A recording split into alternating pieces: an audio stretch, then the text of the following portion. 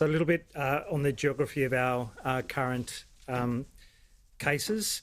Southeastern suburbs, 612 cases today, about a third of our total. Now leading the region in Victoria. Casey local government area has recorded 251 new cases. So that is a standout in terms of local government areas. Vaccination rates increasing very significantly there, but from a pretty low base. And so that's why that vulnerability is reflected in the numbers. The western suburbs today, 527 cases or 29%. The northern suburbs, 449 cases or 24%. And the eastern suburbs, 101 cases or about 6%. In regional Victoria, 142 new cases, including with a total number of active cases of 1,604 or about 7% of all active cases. Of note, 33 in Greater Shepparton, two-thirds linked so far, 19 in Greater Geelong, 19 in Bawbaw, in both cases largely linked to existing cases or known exposure sites. 12 cases in Mildura, a reduction in over half, but there are still more than 200 active cases there. In terms of the vaccination, it's really been an extraordinary story. We've had huge uptick in our vaccination. We've gone from 0 to 35% coverage in over 150 days, and the 35% to the 70% mark is going to happen in much, much less than that. It's really extraordinary how we're shooting up the global rankings in terms of our vaccination coverage. It will make a huge difference to the size and complexity of our outbreak now. It doesn't seem like a lot to go from 90 to 95% first dose or beyond, but as the Premier says, it makes a huge difference. What those first doses will do will reduce your risk of hospitalisation and dying significantly. Getting that second dose reduces the risk of transmission really substantially and puts that downward pressure on our case numbers. That's a really important thing. And the number of people who remain completely unvaccinated to be reduced by half is hugely important. It doesn't seem like a big percentage. You know, we've got close to 95% or more for many of the age groups above 50 or 60 years of age now with their first dose. But to go higher is really important because those people who remain completely unvaccinated do remain completely vulnerable to severe illness.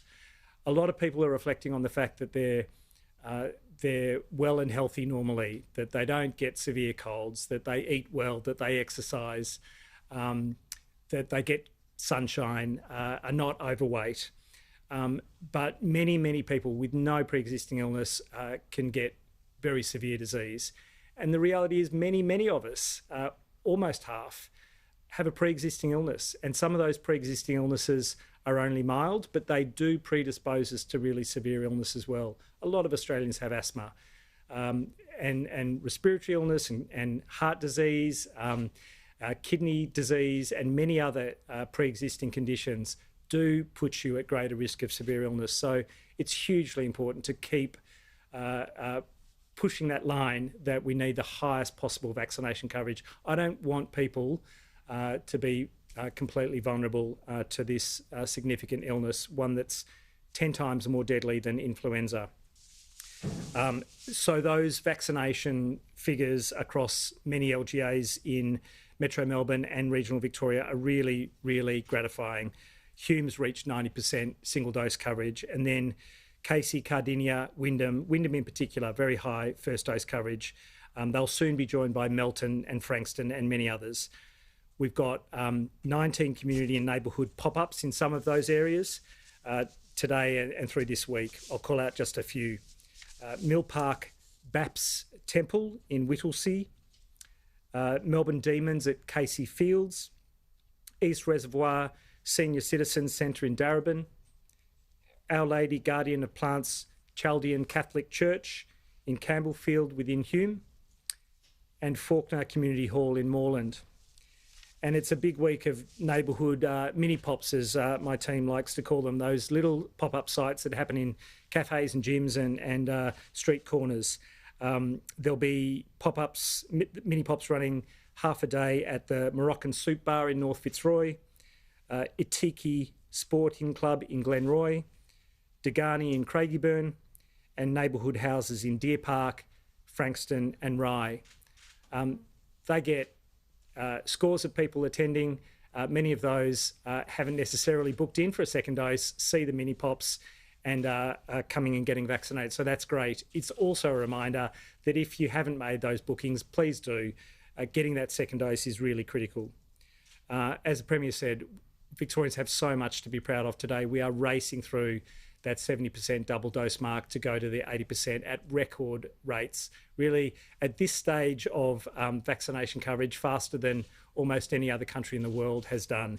And we shouldn't stop there. We absolutely shouldn't stop there because of what it means for protecting our entire community, those most at risk, and what it means for the freedoms that we can enjoy and being able to not have to take backward steps through the end of this year and into 2022. It really is our ticket through this.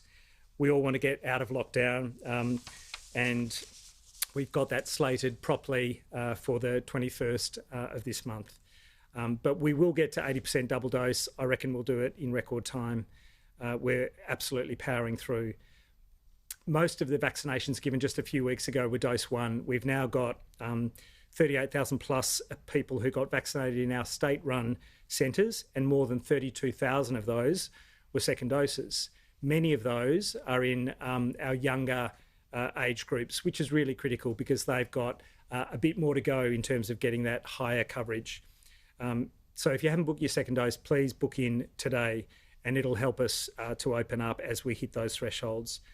The reality is a lot of people are going to get exposed to COVID-19 in coming months as many people move around the state, as many people interact in all of those places that are opening up. A lot of those people have mild illness, asymptomatic illness, and you won't know that the person that you're standing next to has COVID-19.